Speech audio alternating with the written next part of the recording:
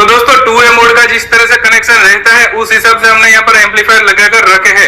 ये हो जाता है बेस का एम्पलीफायर, ये हो जाता है मिड का एम्पलीफायर यानी कि टॉप का, ये क्रॉसओवर और ये मिक्सर। आपके पास कोई भी मिक्सर हो उसमें जो है लेफ्ट और राइट मेन आउटपुट होंगे, ठीक है, या तो एक्सेलर वाले या तो जैक वाले।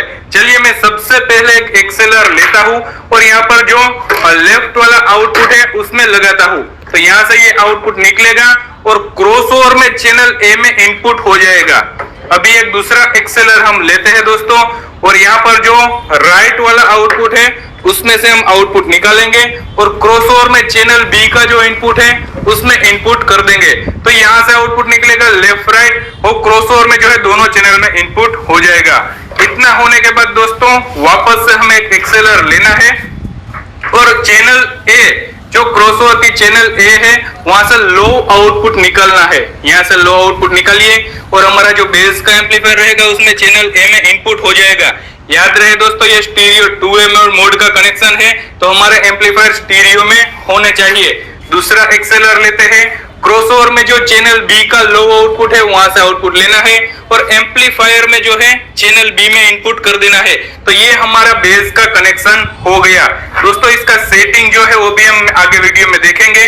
अभी करते हैं मिड का, टॉप का, लाइन एरेस का कनेक्शन, ठीक है। चाहे आपने एम्पलीफायर में लाइन एरेस लगाई है, टॉप लगाई है, उससे कोई फर्क नहीं पड़ता। स्टीरियो 2A मोड का कनेक्शन है तो क्रॉसओवर में से हाई आउटपुट से आपको आउटपुट निकालना है। चैनल ए का आउटपुट है तो एम्पलीफायर में चैनल ए में इनपुट हो जाएगा। उसके बाद दूसरा एक्सेलर लेते हैं, क्रॉसओवर में चैनल बी का जो हाई आउटपुट है वहां से आउटपुट निकालना है और एम्पलीफायर में चैनल बी में ये जो है इनपुट हो जाएगा। तो दोस्तों ये पूरा हमारा स्टीरियो 2A मोड का कनेक्शन हो चुका है।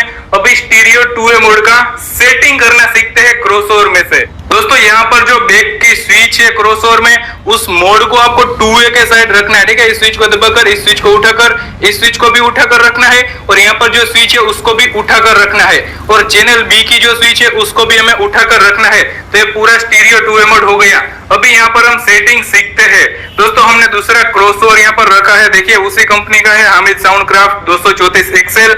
इनपुट जो है हमें 0 dB पर सेट करना है। लो की जो फ्रीक्वेंसी है हमें 140 हर्ट्ज पर सेट करनी है। तो यहाँ से यहाँ तक जो है बेस की फ्रीक्वेंसी जाएगी और यहाँ से जो है मिड हाई चली जाएगी, ठीक है।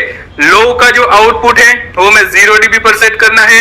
हाई आउटपुट यानी कि मिड लाइन एरेस हो गए उसके लिए ये वॉल्यूम हो जाएगा, इसको भी 0 dB पर सेट करना है। दूसरी चैनल में भी सेम सेटिंग रखना है, इनपुट 0 dB, फ्रीक्वेंसी 140 पर।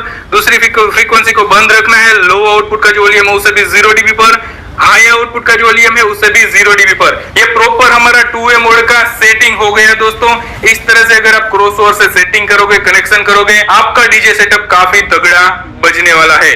चलिए दोस्तों अभी स्टीरियो 3A मोड का कनेक्शन करना सीखते हैं। तो दोस्तों 3A स्टीरियो मोड का कनेक्शन करने के लिए क्रॉसओवर में जो बैक साइड में मोड वाला बटन है उसको 3A के साइड कर लेना है। मतलब इन दोनों स्विच को उठाकर रखोगे तो ये 3A मोड में काम करेगा। इस स्विच को भी उठाकर रखना है, इस स्विच को भी उठाकर रखना है और ये वाली स्विच को भी उठाकर